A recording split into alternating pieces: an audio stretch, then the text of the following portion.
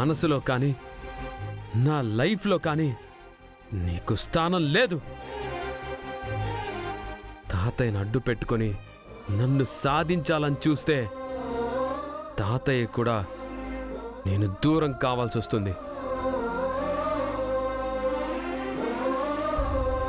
Please please get out of my life and my family.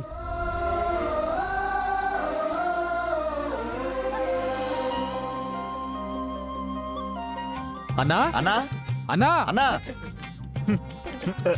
అక్క ఇక్కడ ఏంటైనా ఎలక సచ్చినాదో ఏంటి ఇంత వాసన వస్తున్నది?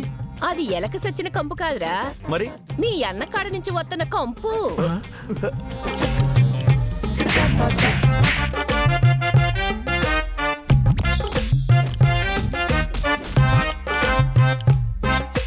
ఒరే బుల్రాజు, నీ పెళ్ళి ఆగిపోయిన దగ్గర నుంచి నువ్వేడి నుంచి కదలట్లేదు.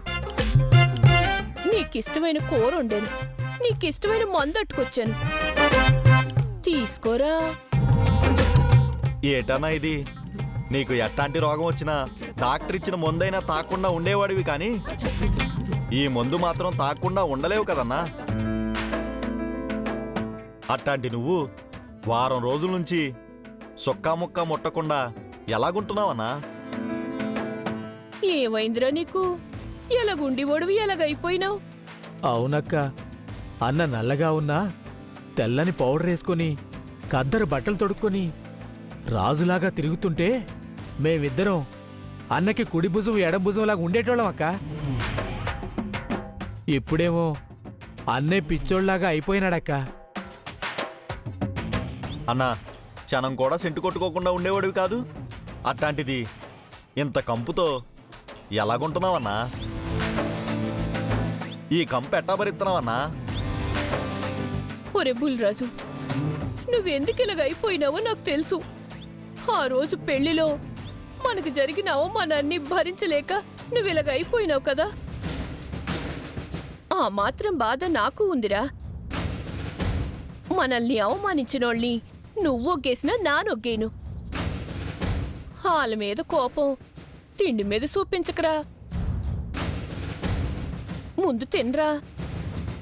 నాను నీళ్లు పోసుకోవాలన్నా తినాలన్నా మీరందరూ నాకు సాయం చేయాలా.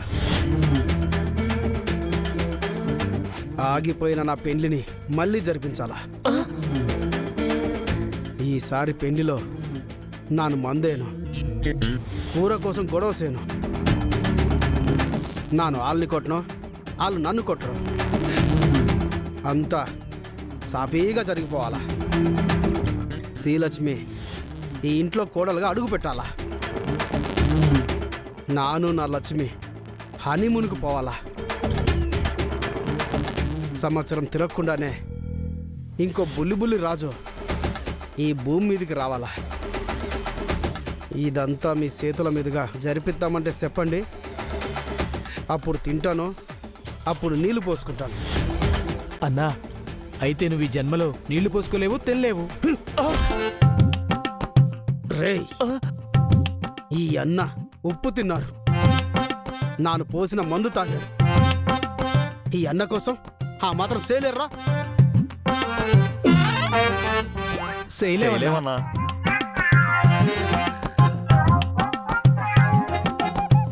రేయ్, ఈ వారం రోజులు నానిక్కడ కూకొనే ఎన్ని కలలు కన్నానో తెలుసా?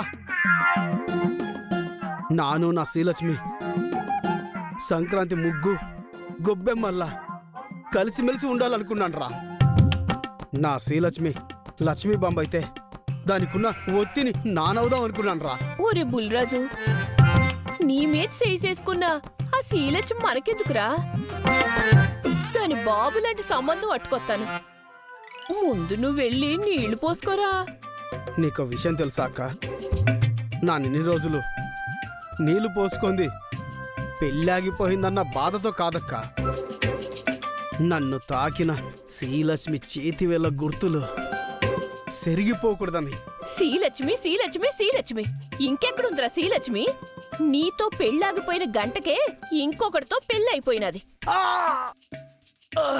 అవునన్నా, పెళ్ళైపోయిన గంటకే వాళ్ళు వదిన హైదరాబాద్ తీసుకెళ్లిపోయారు.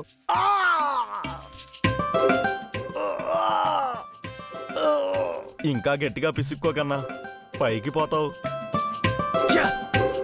అయినా నువ్వు ఇప్పుడు పిసుక్కోవాల్సింది నీ గుండెని కాదన్నా, నీకు ఆశ చూపించి మోసం చేసిన ఆ శ్రీలక్ష్మోదిన గొంతు పిసకాలి. నీ స్థానాన్ని ఆక్రమించిన ఆ బకరాగాన్ని పైకి పంపించాలి. కసక్ నోరు ముయ్యడ్రా. ఒరే బుల్రాజు, ఇలా మాటలిని నువ్వు బకరా అవ్వకు. నువ్వు బుద్ధిగా ఉంటే నానే మంచి సంబంధం చూసి నీకు పెళ్లి చేస్తాను. అక్క, నా పెళ్ళైనా సావైనా శ్రీలక్ష్మితోనే అక్క. నాకు దక్కని శ్రీలక్ష్మిని ఎవ్వరికి దక్కనివ్వను. నాను పట్నం వెళ్తానక్క. శ్రీలక్ష్మి ఎక్కడున్నా సరే ఎతికి ఎతికి ఎతికి పట్టుకుంటాను. నాతో కలిసి బతకడానికి ఒక్క అవకాశం ఇచ్చి చూస్తాను. దారికి రాకపోతే నా చేతులతో నానే చంపేస్తానక్క. శభాష్ అన్నా. ముందు నువ్వు వెళ్ళి నీళ్లు పోసుకున్నా, మనం ఎండ బయలుదేరదాం. ఏ ఇట్ట వెళ్తే రానివరా? వాళ్ళు రానిస్తారేమో కానీ మన ఊర్లో కుక్కలే పొలిమేర దాటనివ్వన్నా. అది నిజమేరా, వాళ్ళక మార్చాలా.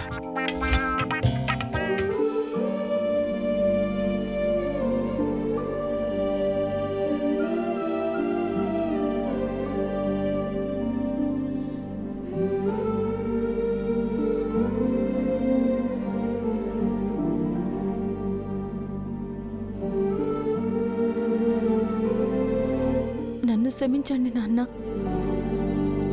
నేనేడా ఉండలేకపోతున్నా. ముఖ్యంగా మీ బిడ్డ వల్ల మధుబాబు జీవితం నాశనం అయిపోయినదంటున్నారు. వాడు చెడిపోతుంది మా వల్ల కాదు, నీ వల్ల. అసలు మధుబాబుకి జీవితమే లేకుండా అయిపోయినదంటున్నారు. వీడు నీకేం అన్యాయం చేశాడనే వీడి జీవితాన్ని సర్వనాశనం చేసేశాం. కోటేశ్వరరావు బిడ్డ వల్ల సహతనైతే ఒకరి జీవితం బాగుపడాలి కానీ నాశనం అయిపోకూడదు నాన్న. అందుకే మధుబాబు జీవితాన్ని మధుబాబుకి హోగేసి వచ్చేస్తున్నాను నాన్న.